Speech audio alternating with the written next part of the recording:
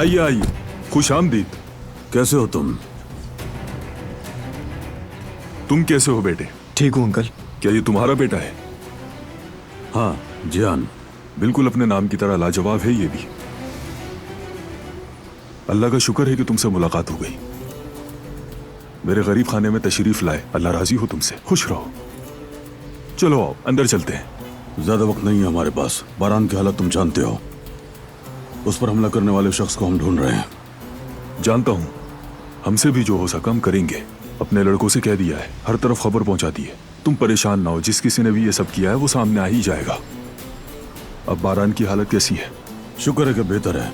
Doctor से कहना कि अब उसकी हालत खतरे से बाहर है। चलो अल्लाह का बहुत शुक्र है।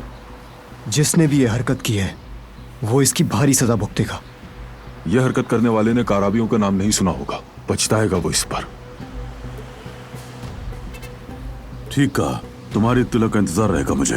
तुम बेफिक्र हो जाओ कुदरत, जब तक उसे ढूंढ ना लूं सुकून से नहीं बैठूंगा। अपना ख्याल रखना।